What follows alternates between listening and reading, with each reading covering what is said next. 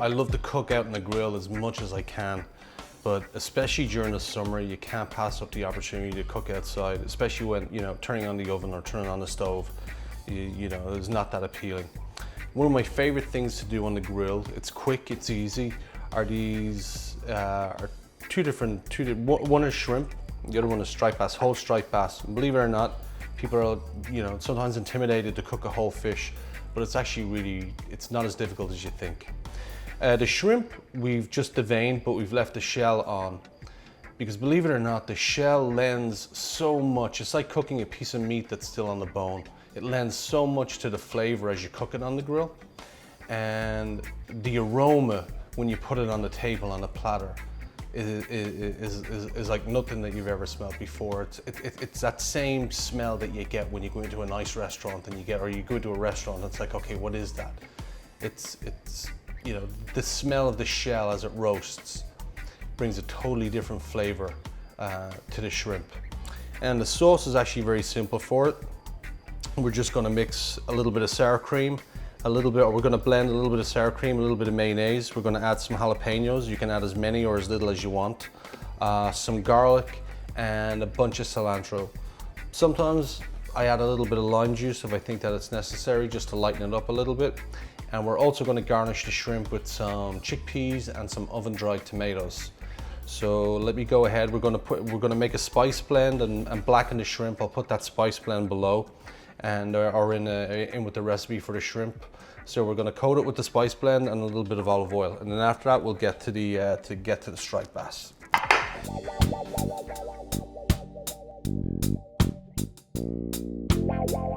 All right, so let's first marinate the shrimp.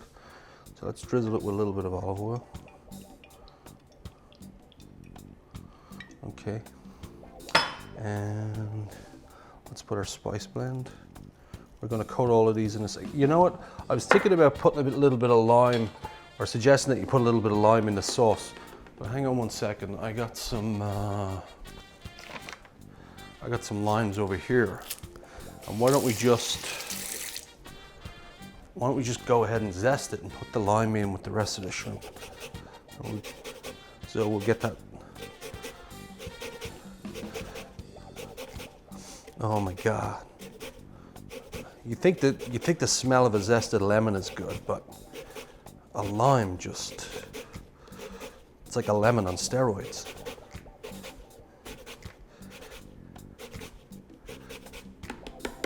Okay, that should do it.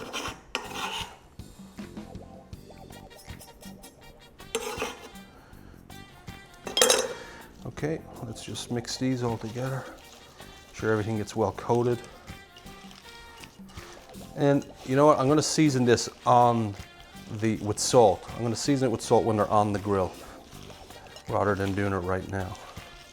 So we'll add a little bit more of our spice blend. I do want to. You can be generous with this. In this spice blend is a little bit of onion powder. There's some cayenne pepper, and some lemon pepper. Like I said, we toss this all together. I think actually you could do with another glug of oil.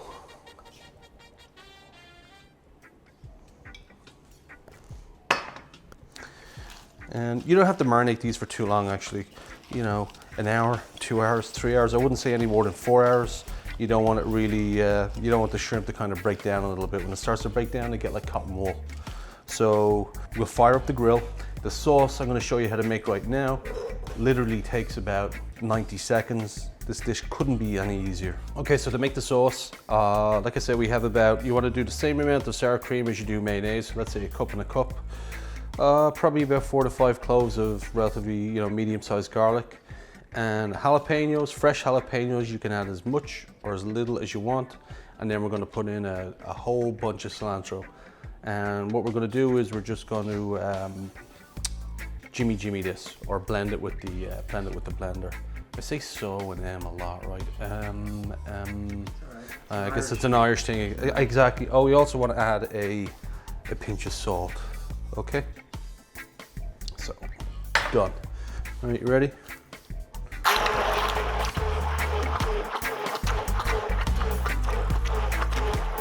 Keep going.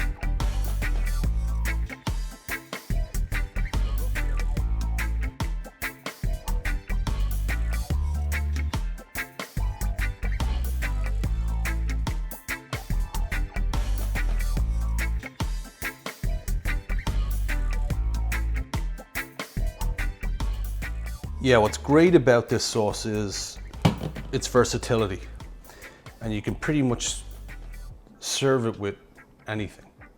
You could actually serve it as a dipping sauce for a steak if you took it off the grill. I mean, it really does lend itself well. Its flavors are bold, they're pronounced. And like I said, you can put it in the fridge. You can make this a couple of days beforehand, and it's just gonna, you know, it'll give the flavors a chance to marry. But you can absolutely, this is a make-ahead dish that you saw me marinating the shrimp. You could do that the night before. You could do that in the morning time. You fire up the grill, you get it going, you throw these on the grill, you're good to go. We have the tomatoes that we roasted, that we dried in the oven earlier on, and the chickpeas. So it's a very easy dish to assemble. It looks great, and this is the winner sauce, for sure. There's shrimp.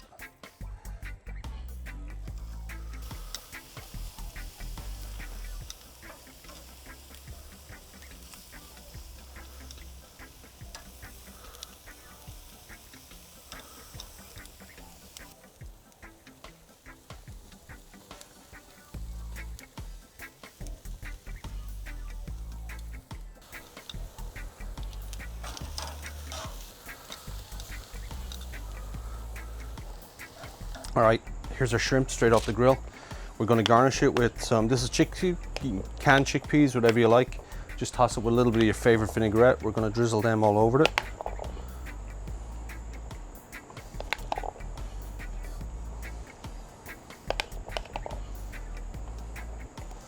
And we have oven dried tomatoes. You saw how we roasted these.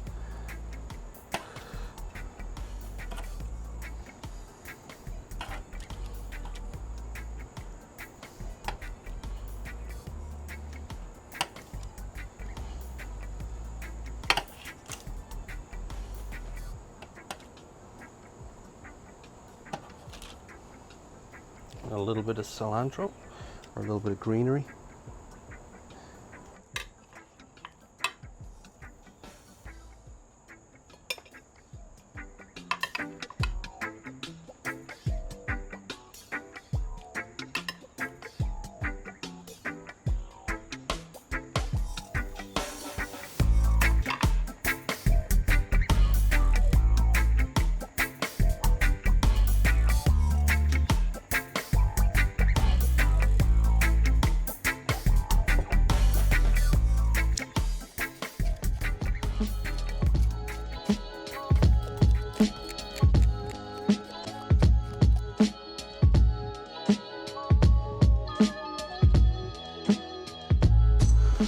Okay, this is our whole striped bass.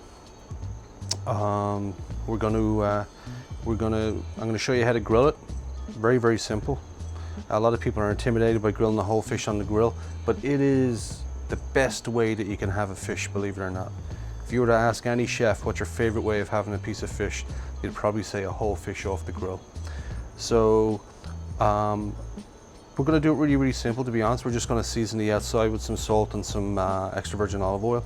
And then on the inside, we're going to put some red onion, some lemon, and whatever herbs you got on hand. I got some rosemary, some thyme, and a little bit of sage. So not too much oil, just a little bit. Rub it on the flesh everywhere. And by the way, this part right here, the cheeks, they're the best part. It's like an oyster, what they call the oyster on a chicken. That's where my kids go first. So a little bit of salt.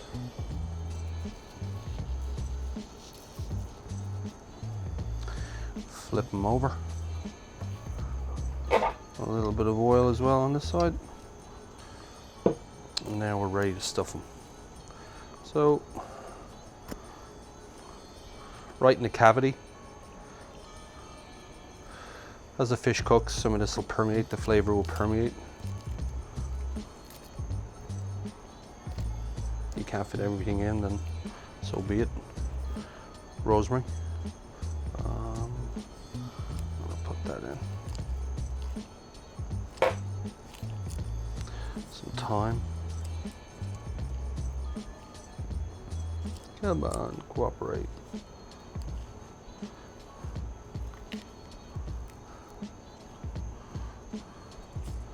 And then a little bit of sage.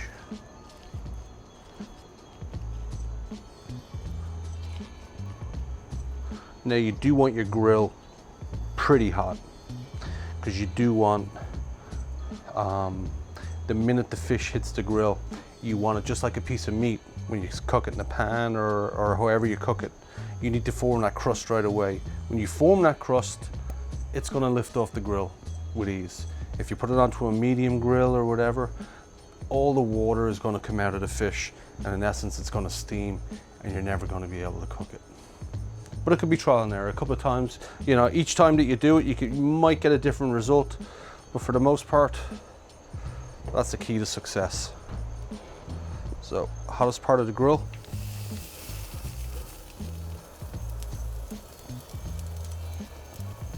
And I would say probably fish like this, which is about 3 pounds, about, I'd say probably about 10 minutes on each side should do it. So let me go and rinse my hands and we'll take it from there. So after a few minutes of the fish going onto the grill is on high. What I usually do is I turn it down just a little bit, I would say to medium, and I pull down the grill, but just leave it open, probably about an inch, just to let a little bit of air in. And you don't want to incinerate the fish by cooking it on high and coming and bringing the top down. So like I said, this kind of regulates the heat a little bit better, and it gives the fish that little bit more of a smoky taste as well. So we're going to leave it like this, check on it probably every 5 minutes, but it should be in about 5 minutes. We'll take a look underneath it. We should have the skin a nice crust on it, and then another few minutes it'll be ready to flip. All right, it's been about 10 to 12 minutes.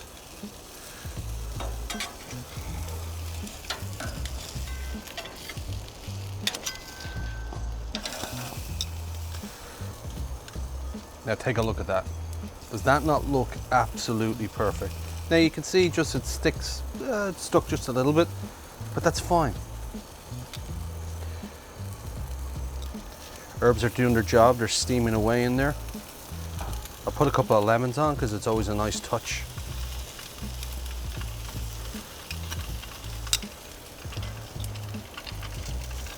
And we close it back down. And actually, you know what's a nice thing to do? Probably just a little drizzle of olive oil. Let that soak through the fish.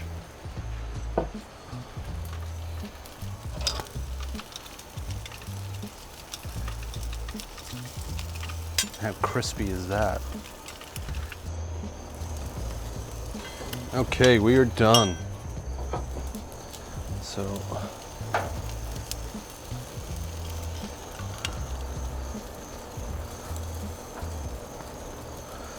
now inside I made this little vinaigrette, or you know, a very simple vinaigrette where I just charred some tomatoes in a saute pan with some vinaigrette. That was it. And you put a little bit of butter in the pan, then you put your grape tomatoes in, you give them a little char, which takes about 5-10 minutes over a high heat. Turn it off and then just put your favorite vinaigrette in, just to moisten it up.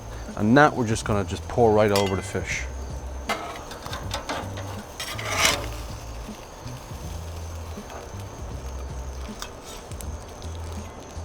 Wouldn't you think that I worked in a Greek restaurant my whole life? But that's just how easy it is. Don't be afraid of the heat. Don't be afraid of the heat. Okay, so this is our tomato. Fresh tomatoes, or grape tomatoes, blistered in the pan with a little bit of butter over a high heat. And then you just add in half a cup, 3/4 of a cup of your favorite vinaigrette. I put a couple of sprigs of thyme in because I got lots of it in the garden. So when the fish comes off, we're just going to spoon this over the fish. If anybody can identify that spoon, I know it's a strange question. If anybody can identify this spoon, I don't know, I'll buy a panini. Okay, you ready?